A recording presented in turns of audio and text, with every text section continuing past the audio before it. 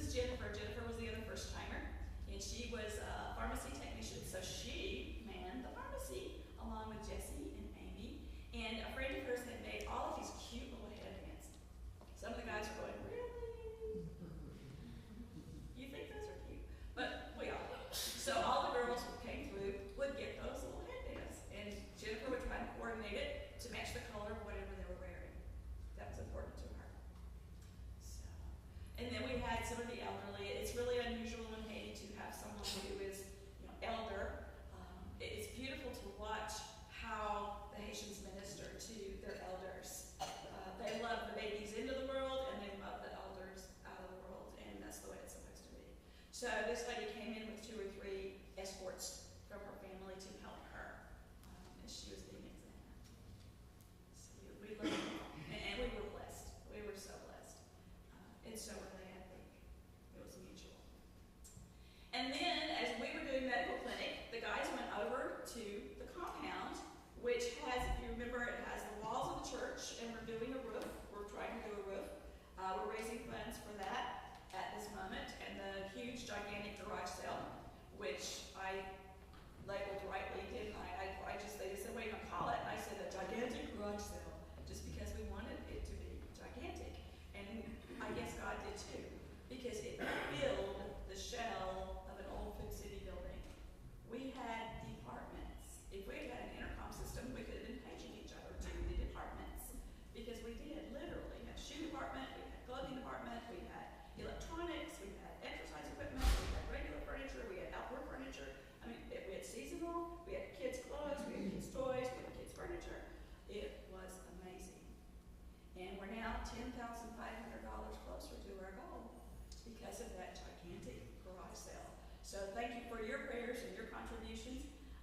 Before we closed the doors to it, we were asked over and over and over to please do it again.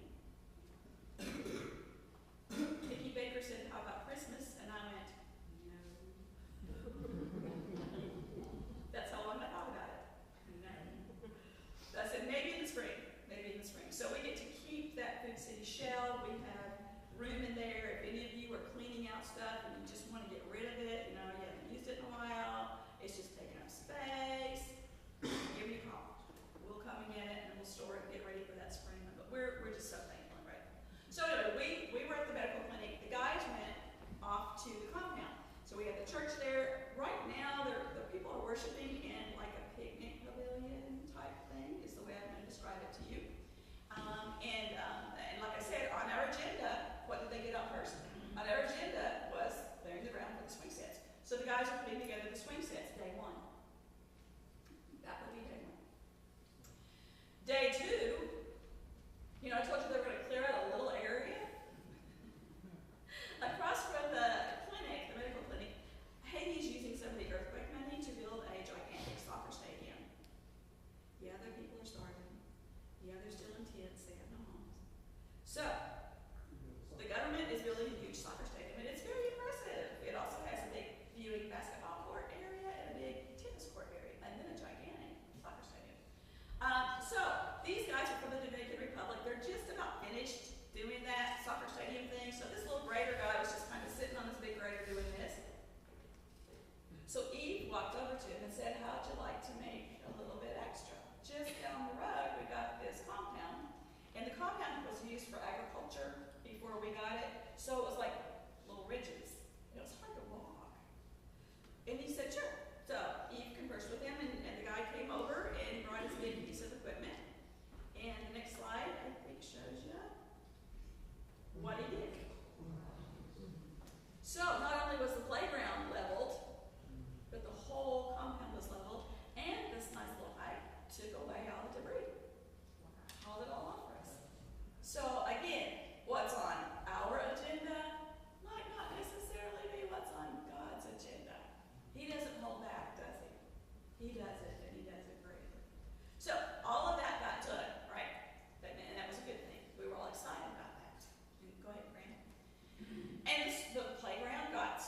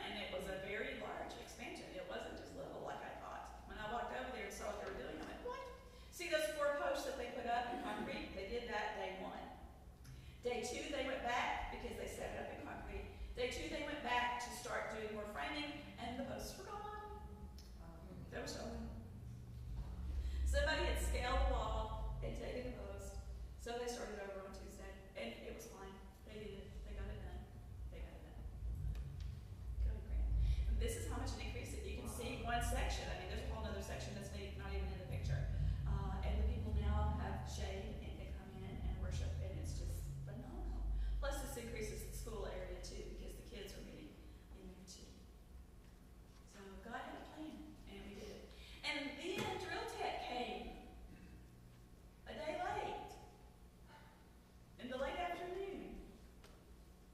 And they had very impressive stuff, and we were going to ooh ah. And I have some iPod video of it, and it was very impressive. They came in late in the afternoon. We had several months before gotten a geophysicist, James Adamson, to come out there, survey the land, do this sonographic, whatever they do, because they are very smart people. And he said, okay, here's site 1, and here's site 2. In my opinion, site 2 is the one you need. You're going to have the best chance of hitting water, and it's going to have a better chance of being good water if you do site 2. And here's the coordinates of those, longitude and latitude. Here they are, right here. Got it. Good. Thank you, sir. We appreciate your help. So, Drill Tech knows that we've got this piece of paper that has the coordinates on it. So that evening, about 8 o'clock, that they showed up at the compound, I get this knock on the door. Steve and I had just finished devotions with the team and gone back to the room, and it was Bert, one of the translators, her knows. And he came to my door and he said, Pastor needs you. And I said, oh, okay. So I grabbed my folder that has the papers, that has the coordinates on it, because I'm organized, and I made a to-do list before I left. So I knew I would take that. I knew they would need it. Got those coordinates, latitude and longitude. Okay, there's no cell service out there. There's no computer service out there. So you have to have a satellite. So I'm thinking Drill Tech, we're paying them $10,000 to do this well. They'll come with all kinds of stuff. No. They came with the truck, the drill, and a bigger truck, and they were just there going, where do you want us to drill? So Bert had come to get me. I took the papers. I said, here, you take this to Pastor. This has got coordinates. He goes, no, sister, he needs you. And it was dark. Steve had to leave. We're having a big celebration. Our pastor, Bob Robinson, has been at our church for 50 years, and he has to be in some activities there. So, but anyway, Steve didn't know where I was going, and I shut the door thinking I was going to give the papers to Bert, and I'd be right back in the room. Nope. I headed off to the compound with Bert in the middle of the night. And that's not a good thing, because there's no electricity out there at the compound either. So it was very dark. And we get out there, and Eve is saying they need to know where to drill because they're going to start at 6 a.m.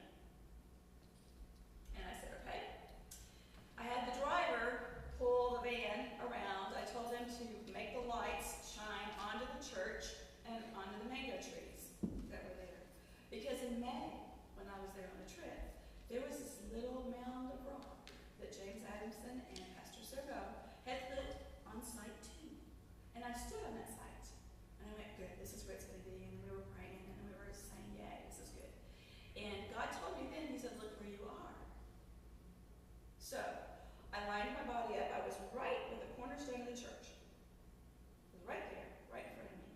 And the mango tree was a little bit ahead of me, so I it was like 2 steps back from the edge of that big mango tree. So I had the driver shine lights that way so that I could reposition myself. And I said, drill here. Yeah. So one day we're going to go back with somebody who has a satellite GPS. Because you know what? I bet you God set me right in his coordinates. And he's going, you don't need a GPS when you got me. Here you go. But I'm going, oh Lord, let this be the place. Because if they drill and we don't get water, I'm going to feel really bad. 65 feet, they hit water. That was very, very important for us to see that. So go to the next slide, and I think there it is. There it is. That was Friday morning. By Friday afternoon, they had done some preliminary testing on the water and declared it to be potable water. So we were very, very happy with that because we're right on the coast. We're on the southeastern coast, and there was an issue with possible contamination from the salt water. And initially, when they started pumping it, they got the pump installed this last Friday, and they were pumping it and using it, and they said it had a salty taste, but as they use it, it's declining.